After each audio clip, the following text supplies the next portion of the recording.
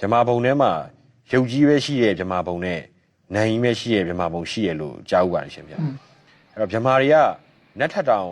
အစွမ်းရှိတဲ့အစင်းမြင့်တယ်လို့လည်းဘုံဘုံကဟောတော့ဒီလိုရုပ်ကြီးပဲနာယီပဲရှိရဲ့ဗြဟ္မာတွေကသူတို့ကဘလို့တွေအစွမ်းရှိပါသလဲဘာကြောင့်သူတို့ကရုပ်ကြီးပဲနာယီပဲရှိနေပါသလဲဗျာရုပ်ကြီးပဲရှိရဲ့ဗြဟ္မာရောနာရှိအောင်ဖန်ဆင်းလို့မရဘူးလားနာယီပဲရှိရဲ့ဗြဟ္မာရောဒီရုပ်တွေပါရှိအောင်ဖန်ဆင်းလို့မရနိုင်ဘူးလားဒါသူတို့ရဲ့ဆန္ဒပါဟုတ်ပါရုပ်ချိနော်ရုပ်ကြီးမဟုတ်ပဲနဲ့ရုပ်ချိရုပ်တက်လို့ဆိုလို့တယ်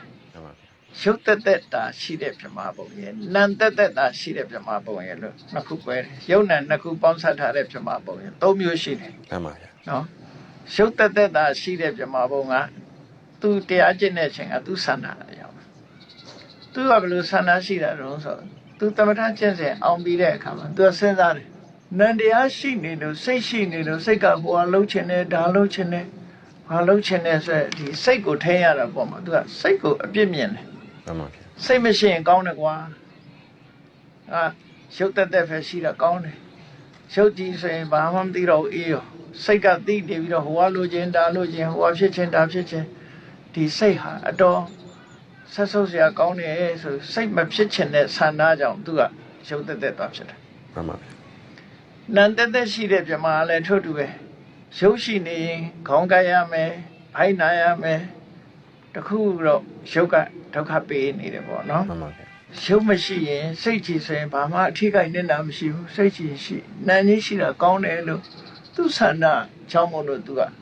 နာကြီးရှိတဲ့ဗြဟ္မာနန္တက်တာရှိတဲ့ဗြဟ္မာဖြစ်တယ်ဗြဟ္မာရီဆိုတာတတ်တည်တဲ့အစင်းမြင့်တယ်လို့ကြားရတယ်ဆိုအစင်းမြင့်တယ်ဆိုတာခုနပြောတယ်လို့ပဲကာမဂုဏ်အာယုန်နေနဲ့မျက်စိကကြည့်နားထောင်ပြီးတော့ဒီခါရမှချမ်းသာတဲ့ဟာမျိုးမဟုတ်ဘူးသူတို့ကမှန်ပါဗျာဘာမှကြည့်ရှုနားထောင်နေတာမဟုတ်ပဲနဲ့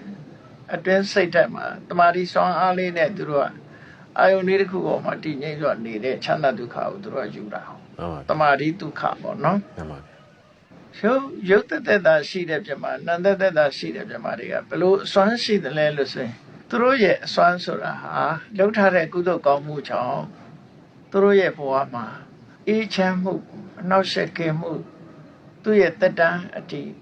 တက်တန်းရှိကြဆိုတာနေထိုင်ရမှုဆိုတာတွေတော့ရှိ